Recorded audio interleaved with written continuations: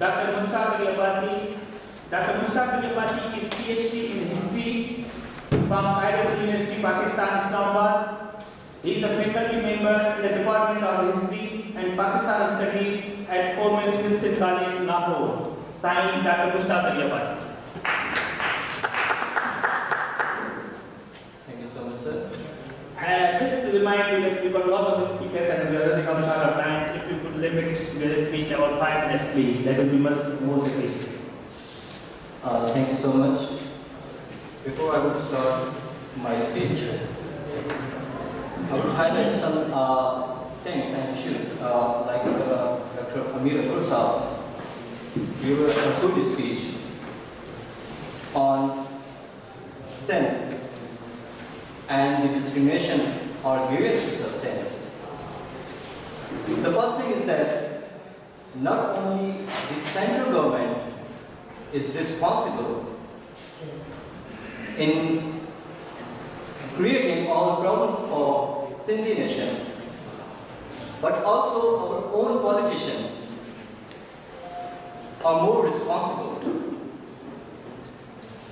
Before I will start my speech, I need to raise some questions which will address my, which are addressed in my speech. The topic of my presentation is the politics of one unit and the interest of Tricol, a case study of Sindh. The questions are how Sindh was merged into one unit, what were the interests of Tricol, like politicians, bureaucracy, and the military in the politics of Sindh and its resources, what was the role of the major political parties and personalities in the process of centralizing power in Pakistan, how the civil military, bureaucracy and politicians at central province level created problems for Sindh and developed a path to the one unit scheme. The separation of Sindh from Bombay presidency was one of the most significant events in the process that led to the creation of Pakistan. Sindh was the first among other Muslim majority provinces of India which passed the resolution in the year 1942 in favor of Pakistan on the hope that it would get full provincial autonomy after independence. But in constructive phase, the province was alienated from its resources and her political and administrative conditions were made worse. In March 1949, when objective resolution was passed, Basic Principles Committee was appointed, a subcommittee of the Basic Principles Committee on Federal and Provincial Constitution proposed a bicameral system for upcoming constitution and divided seats in 4 wings for lower and upper house. The representation of province in upper house was impartial, but in lower house was unjustified. Not only greater population province of Bengal, but all other minority provinces of West Pakistan were discriminated in their representation because the central government, whose place was in the West Pakistan, wished to support and make a stronger Punjab. In the BBC Basic Principles Committee report, the provincial autonomy of East Pakistan and all other minority provinces of West Pakistan were put at risk. The Imros and the Nawaiba described the provision of the report as a negation of provincial autonomy and a mockery of federalism. When complete report of Basic Principles Committee was presented, it had not relinquished the reservation of Bengal and minor provinces of West Pakistan. Finally, the priority formula was introduced. The formula could not meet the reservation of Bengal and minority units of West Pakistan. So first step was proposed to reduce the number of units in West Pakistan by merging Bahawalpur state with Punjab, Khyber state with Sindh, the Balochistan states union with Balochistan, and the frontier states with the frontier province.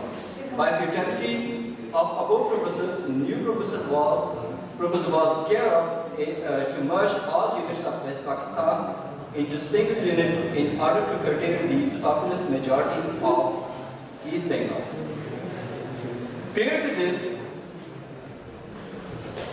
other factors were also considerable in destroying the political, economic, and administrative system of Sindh.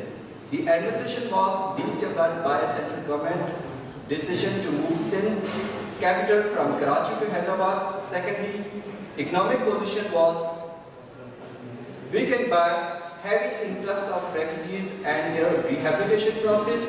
Thirdly, the political system was deteriorated by dismissing provincial governments with the usage of Your District Section 92(8) of the Government of India Act 1935.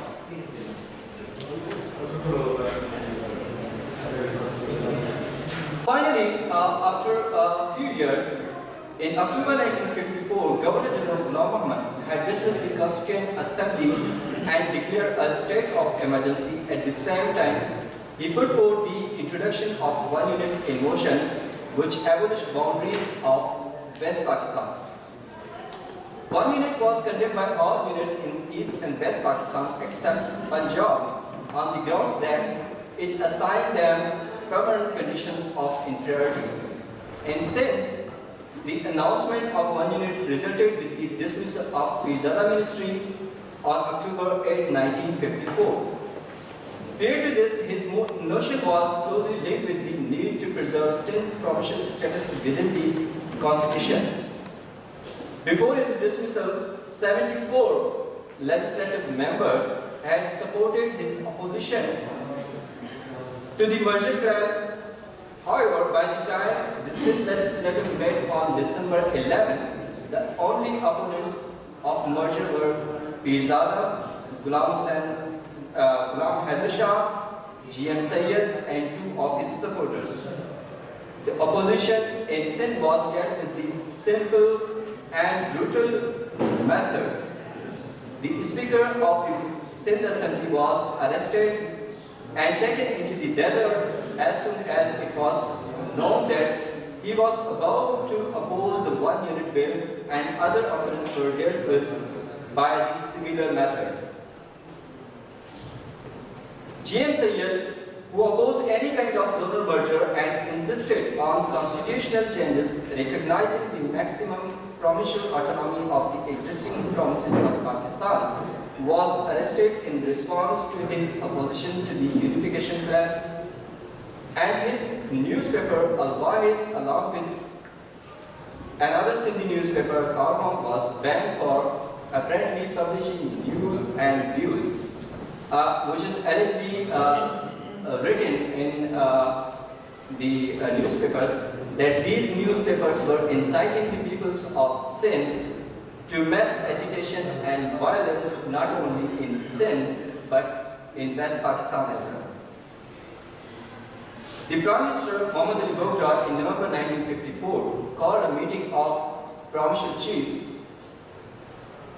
and in this meeting it was said that the one unit move had been decided on and the center had discretionary powers to implement its decision. Means the Sindhi people or the politicians had no voice to reject this scheme. Finally, when the one unit scheme was passed, Foreign Ministry and his supporters presented few things before the central government, which are to provide constitutional safeguards for Sindh, the income for Sindh to be spent on the province, government jobs in Sindh to go to Sindhis and to be overseen by Sindhis,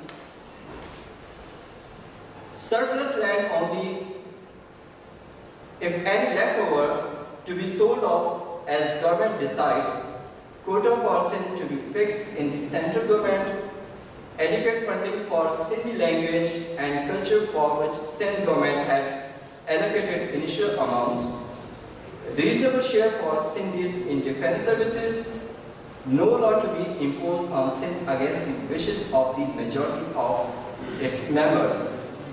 All these points, which were presented by a youth ministry, were very foolish. Because if we analyze these points, the Constitutional Assembly was abrogated by the Governor General, then how could the Sindhi people or the government of Sindh was expecting the constitutional safeguard for Sindh? When the promise was abrogated and given in the hands of others, then how were they expecting and demanding the income which would generated from promise would be spent on the same promise? The main objective of the central government, and which was also the prime argument of the Prime Minister, that the objective of one unit scheme was to form a single economic unit. It was obvious, not possible in terms of administrative reforms, that the government jobs in Sindh should go to the province. Sindh government did not frame an agriculture policy within 7 years. Now they were expecting that the agriculture land would be given to landless cultivators of Sindh. The GMC thought that the one unit scheme was the strategic policy of the bureaucrats and armed forces to make minority province a colony of the central government. Regarding surplus land, the question arising here is that which government had powers to sell surplus land? Though I have short of time, one thing I would like to share over here is that the one unit scheme or the one unit was dissolved in 1971. When one unit was implemented in 1955, all the historical data of Sindh was shifted from Sindh to Lahore. Even when one unit was dissolved in 1971, the data of Sindh was not get back by the Sindh government. Last year, I had a talk with the Speaker of Sindh Assembly. I told him that please, 40 years had been gone and we are still waiting of our culture, historical, political data. Why we are not requesting the Punjab government, why we are not writing the Punjab government to send back the material of the historical material of Sindh. Still, the action was not taken and is not taken by the Sindh government, and we are still waiting that other people will safeguard our historical data, our history, our culture, our politics. Thank you so much.